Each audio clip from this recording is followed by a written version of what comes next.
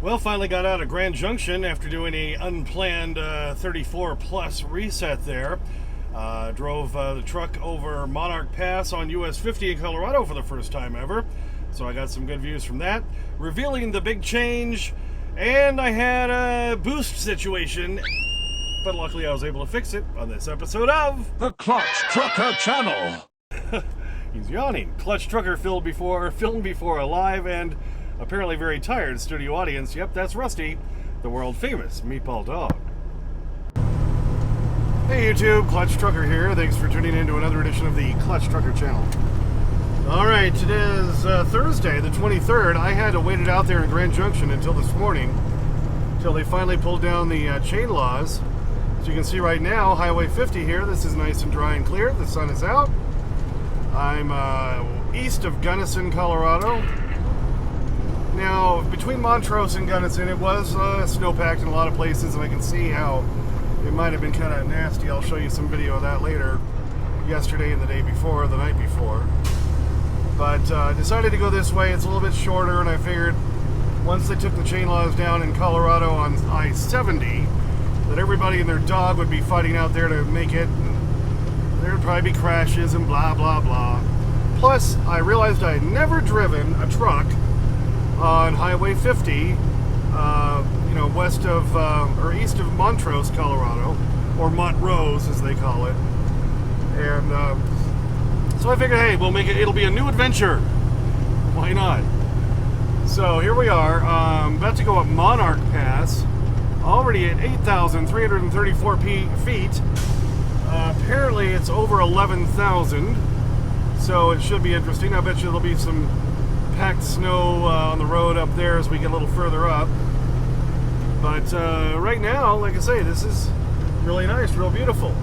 Problem is, since I had to wait it out that long, probably not going to make my delivery by 4 p.m. tomorrow afternoon right outside of Houston, west of Houston in Katy, Texas. So that's going to make it interesting. And yeah, might as well reveal now why I'm going down to Texas. I am leaving Whitestone's Logistics, leaving on good terms though with Mark. But I've got a high school friend, Elliot, who is actually in my wife's class, 2 years behind me, who just got his own authority. So we're kind of teaming up, and we're gonna go out on our own and see what we can do, and hopefully make some money. It's going to be tough with a new authority because a lot of brokers won't touch you. There are some that still will. TQL, CH Robinson, a lot of the others make you wait at least 3 months for a dry van and up to a year for a reefer. Now he's got a reefer trailer, so going to be a little tougher for him. But he's already been running this past week on his own, and we're trying to get everything set up, trying to get everything done ahead of time. So over the weekend, or in the first couple of days of next week, I'm going to be we're finalizing everything, pulling other stickers off, putting new stickers on, switching plates, all that stuff you got to do when you're switching authorities, or switching carriers, that is. So that's the whole thing. And his trucking company is called LEL on Wheels, kind of a play on Hell on Wheels, Hell on Wheels. So that's going to be the name on the side of my truck coming up real soon. And weather's supposed to be pretty good down there. It'll be easier to pull letters off and the IFTA stickers and all that. And we're going to get rolling with that. So, yeah, going with kind of a childhood friend, teaming up with him. So that is the new plan. And like I say, leaving Whitestone's Logistics on good terms. Mark's been a real good guy about it and everything. Part of the thing is, he's got a dedicated run that is too heavy for me, that I can't help him out with. That's out of Pennsylvania, and he needs somebody else to help him with that, somebody who's local. So it's going to be better for him, better for me. So that's the whole plan. So there you go. You got the skinny on that thing. All right. So here we are, about to start climbing up this pass. I'll keep the dash cam going. We'll see what it looks like as we get further up. What do you think?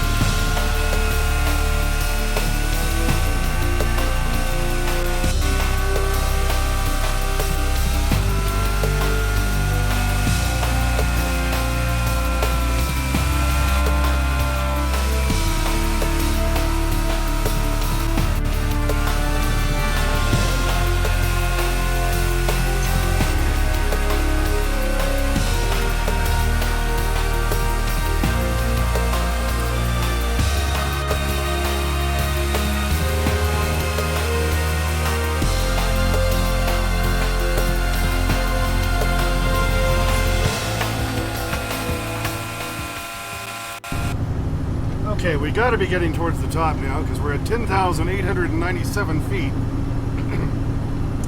To put that in perspective, that is over 2 miles higher than like Orlando, Florida.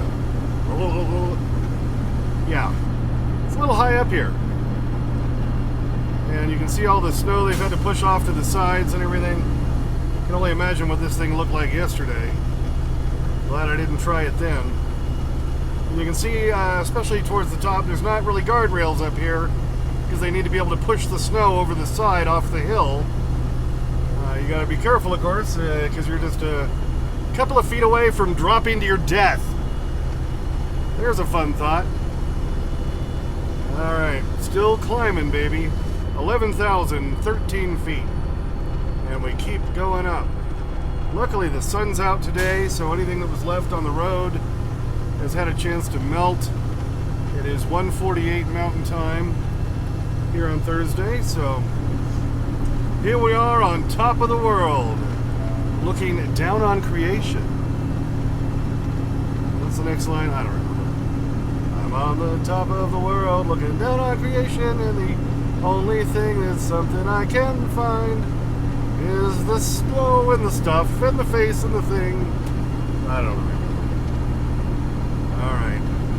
Getting closer, and there is a ski area up here on top, which is kind of silly if you wanted to go up here that high, but I can see the chairlift.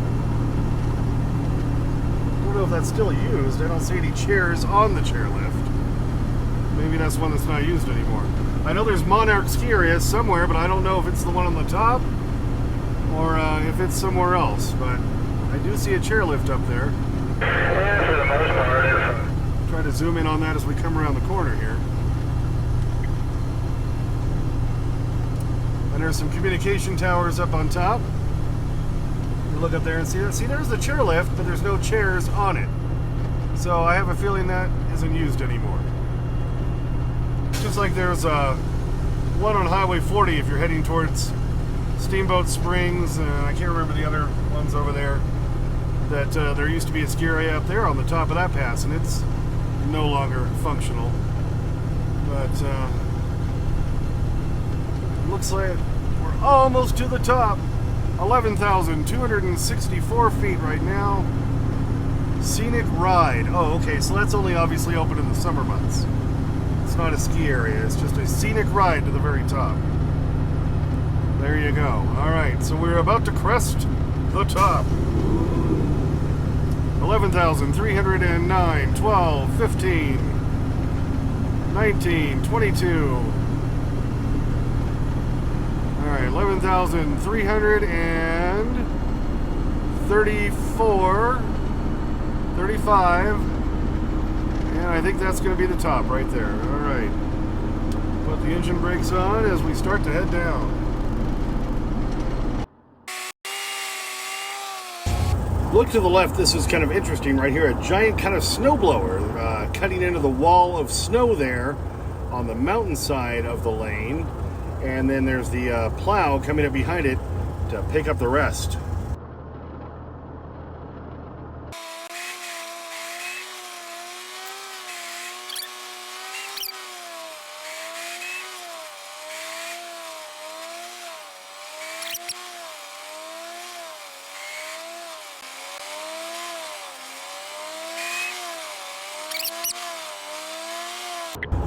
Right here on the downhill side, on the eastern slope of the pass, you can see Monarch ski area right there. There's the sign. Well, that was Monarch. That was pretty crazy. I had to stop partway down the hill and let the brakes cool because they were starting to heat up. I saw some smoke, and I'm like, yeah, it's time to pull off. I had to sit there a half hour later, about 15 minutes, let them cool down a little bit. Before we ever got to Monarch Pass, too, there's this just east of Montrose, on Highway 50. I don't know what the name is of that one. It's like up around 8,000, 8,500 feet. And that one was kind of crazy. Well, here we are climbing up. We're about 8,690 feet. This isn't even the bigger pass I've got to go over on Highway 50. But you can see why they had a chain law up here. Look at all this snow up here. I think this is about the top. I would say so. 8,736 feet. start going down, baby. Did catch a car flipped over just after I left Grand Junction right before Delta. There's one upside down. Hello. And now the clutch trucker zoom and slow-mo.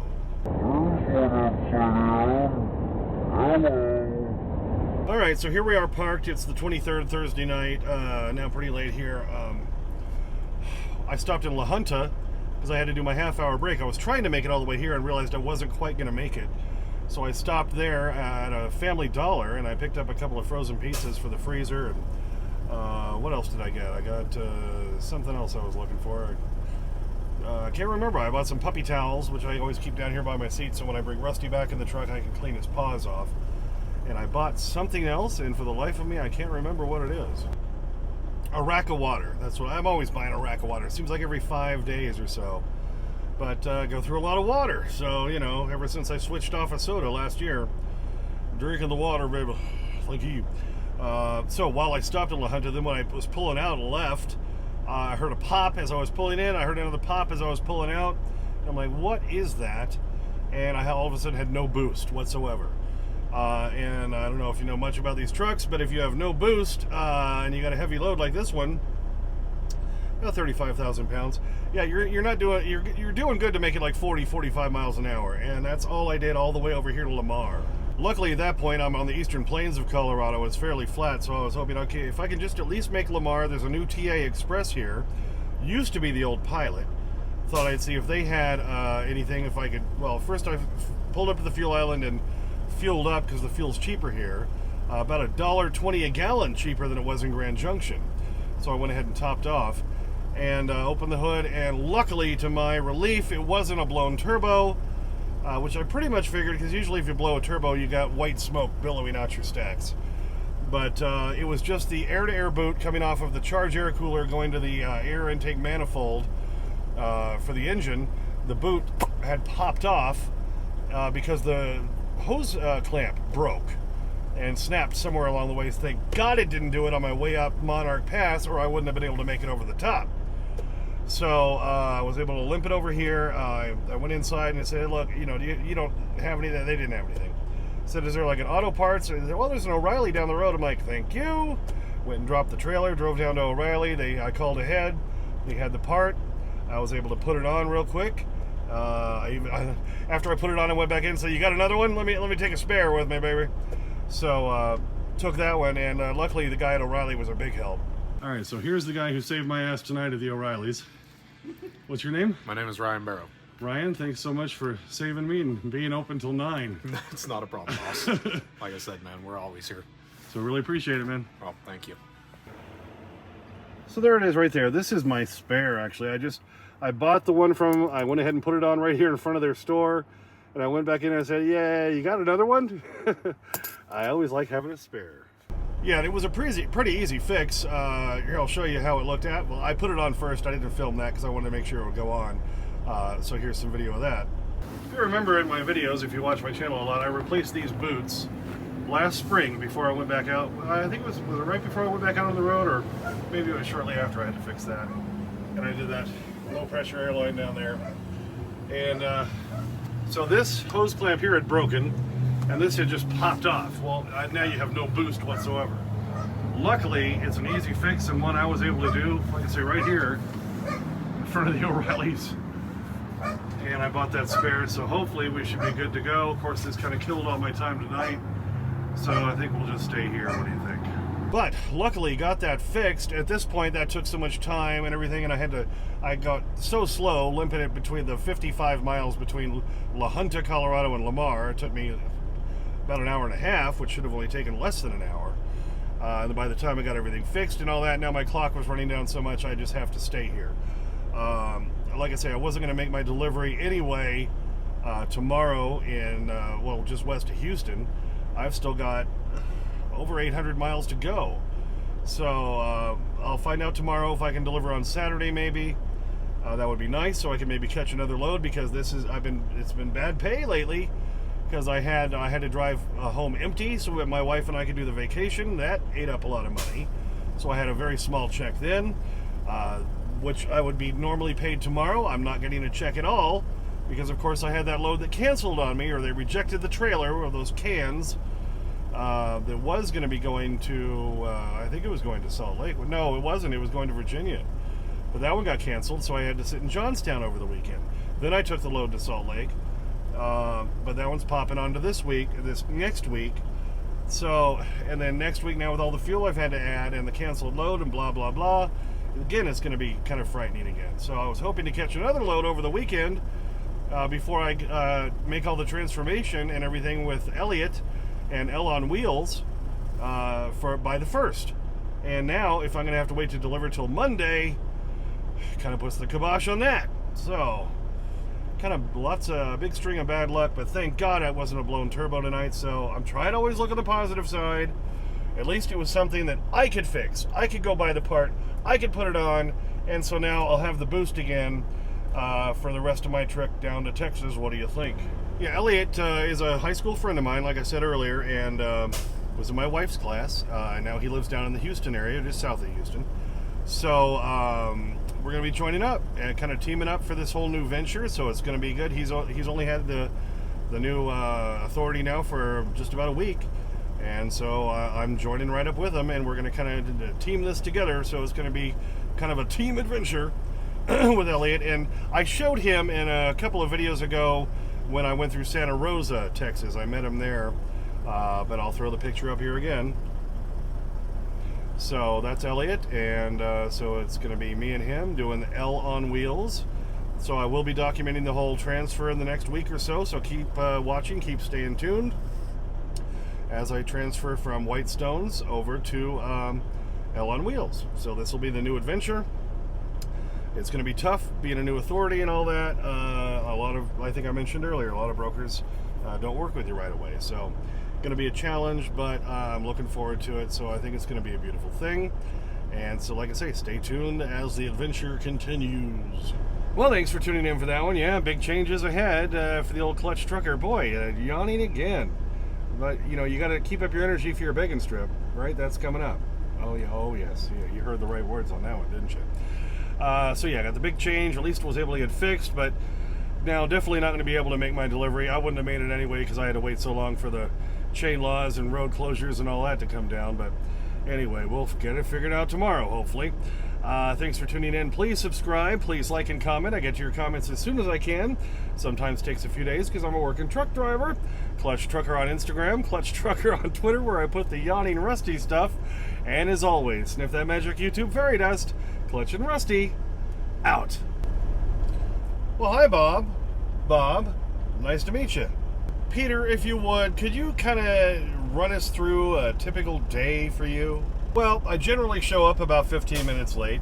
I use the side door so Lamar won't see me. And then I just kind of space out for about an hour. What did you wait, you space out? Yeah, I just stare at my desk, but it looks like I'm working. I say I do that again after lunch for about an hour or two. I'd say during a given week, I only actually do about 15 minutes of real, actual work. Okay, you ready? There it goes. It's over in the pet bed. Oh, yes. He's loving that bacon strip. He's loving that bacon strip. Trying to get a little bit better angle on him here. So I'm just sitting on the Clutch Trucker steps, which of course lead up to my bed area way up there. Well, the video cut out on us, Rusty, so here's your second one. Oh, yum, yum, yum. Happy dog. Happy dog. Happy dogs are here again. He's begging, stripping all day long. He's munching and he's real happy. Happy dogs are here again. Oh, yes, gotta love it, baby. All right, think you got it. Do we get the happy dog look?